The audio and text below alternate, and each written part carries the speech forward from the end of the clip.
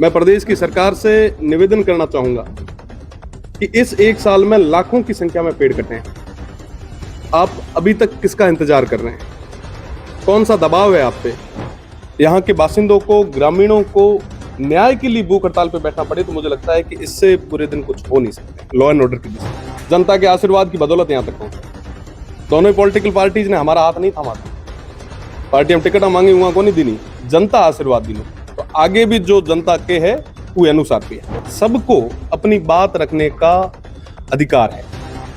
किसी की भी बात को, किसी भी आवाज को लाठी के जोर से दबाना लोकतंत्र में ठीक नहीं है। छात्र संघ चुनाव होने चाहिए, तमाम उन छात्र नेताओं के साथ में है और जहां कहीं पे भी छात्र शक्ति को जरूरत रही कंधे से कंधा मिला के खड़े रहे। देखिए, पूर्ववर्ती मतलब वर्तमान सरकार ने जो है सदन में कहा था, बीकानेर में जब आंदोलन हुआ, छत्तीसी कौम के लोग जुटे, विशेषकर विश्नोई समाज ने जब वो बड़े स्तर का जब आंदोलन किया तो प्रदेश की सरकार ने सदन में यह आश्वासन दिया कि हम जल्द ही ट्री प्रोटेक्शन एक्ट लाएंगे। पर लगभग एक साल निकल गया, अभी तक वो कानून नहीं बना। मैं प्रदेश की सरकार से निवेदन करना चाहूंगा कि इस एक साल में लाखों की संख्या में पेड़ कटे हैं। आप अभी तक किसका इंतजार कर रहे हैं? कौन सा दबाव है आप पे? क्यों आप मजबूत कदम नहीं उठा पा रहे? मुझे लगता है कि पूरे राजस्थान भर की पारिस्थितिक तंत्र को मजबूत करने के लिए इस कानून की जरूरत है। और एक मांग और करूंगा कि ये ट्री प्रोटेक्शन एक्ट मां अमृता देवी के नाम से आए, ताकि जो उनका बलिदान है वो हमेशा आने वाली पीढ़ी को भी याद रहे। सर, लॉ एंड ऑर्डर को लेकर सवाल खड़े हो रहे हैं क्योंकि वेस्टर्न राजस्थान में दूर दूर तक घर है। लॉआउट की जो घटना हुई है, पुलिस खोल नहीं पा रही है, बारिश का समय है। देखिए, वेस्टर्न राजस्थान में ऐसी घटनाएं कभी हुई नहीं थी। ये जो घटनाएं हो रही है ये वाकई चिंताजनक है। आज भी मैं देख रहा था कि लगभग 60 से ज्यादा लोग जो है वो भूख हड़ताल पे बैठे हैं। आज जब यहाँ के बासिंदों को, ग्रामीणों को न्याय के लिए भूख हड़ताल पे बैठना पड़े तो मुझे लगता है कि इससे बुरे दिन कुछ हो नहीं सकते। लॉ एंड ऑर्डर की दृष्टि से आज पूरे वेस्टर्न राजस्थान में भय का माहौल है और एक तरफ कहा जाता है कि सब अच्छा चल रहा है। आप देखें कि इतने दिन से वो तमाम लोग वहां बैठे, उस परिवार के साथ हम लोग हैं। जब भी वो लोग याद करेंगे पूरे तरीके से उनके साथ में खड़े रहेंगे और इस न्याय की लड़ाई को लड़ेंगे। कभी आपको भाजपा में जाने की और कभी कांग्रेस में, और आप कांग्रेस पार्टी के साथ जाके मंच शेयर करते हैं, क्या किस तरफ जाना चाहिए? देखिए, मैं जनता के साथ में हूँ, जनता के आशीर्वाद की बदौलत यहाँ तक पहुंचा। दोनों पॉलिटिकल पार्टीज ने हमारा हाथ नहीं थामा था।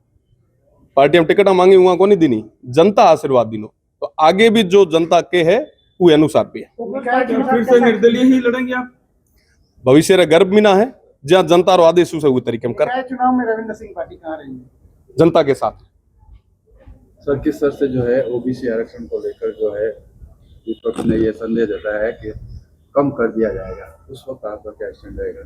देखिए, अभी तक सिर्फ संदेह जताया जा रहा है। ओबीसी की चर्चा तो हर कोई कर रहा है, पर क्या वाकई जो ओबीसी हैं उनको उनका प्रतिनिधित्व मिल रहा है? आप देखें कि कई सारी ओबीसी में कम्युनिटीज है, उनके कोई प्रतिनिधित्व सदन में नहीं है। कितने पंच सरपंच बनते हैं आप देख लें, कितने प्रधान बनते हैं तो पूरे स्टेट भर में। तो आज जरूरत है कि जो वाकई जिनका कोई प्रतिनिधित्व नहीं है उनको प्रतिनिधित्व मिले।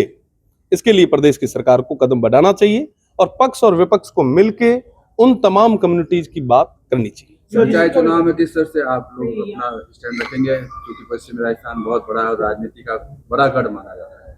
जनता के साथ में, जनता का जो आदेश रहेगा उस तरीके से। सर, यूजीसी को लेकर जिस तरीके से प्रोटेस्ट हुआ, लाठीचार्ज भी हुआ, आपके भी पोस्टर लगे, आप वहां पहुंचे या नहीं पहुंचे, क्या आपका रुख है? देखिए, आज के समय में सबको अपनी बात रखने का अधिकार है। किसी की भी बात को, किसी भी आवाज को लाठी के जोर से दबाना लोकतंत्र में ठीक नहीं है। आप उनकी बात सुनते, उस पर विचार करते, निर्णय आपका है, आप लेते, पर किसी को आंदोलन करने से, विरोध दर्ज कराने से रोक नहीं सकते। लोकतंत्र की यही तो खूबसूरती है, जनता का, जनता के लिए, जनता के द्वारा शासन।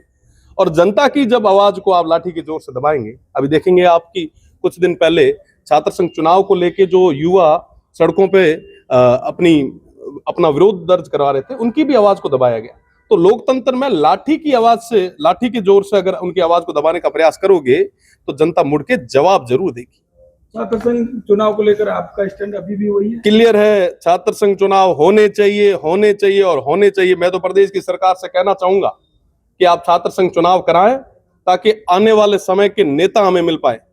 आज के समय में छात्र संघ चुनाव नहीं होने की वजह से कहीं ना कहीं जो नई पीढ़ी, एक तरफ हम कहते हैं कि साहब युवाओं को राजनीति में आना चाहिए और राजनीति में आने का जो रास्ता है वो तो हम ही बंद कर लें, ये ठीक नहीं है। छात्र संघ चुनाव होने चाहिए, तमाम उन छात्र नेताओं के साथ में है और जहां कहीं पे भी छात्र शक्ति को जरूरत रही कंधे से कंधा मिला के खड़े रहेंगे। विधानसभा में उठाएंगे सर? मजबूती के साथ उठाएंगे, ठोक बजा के उठाएंगे।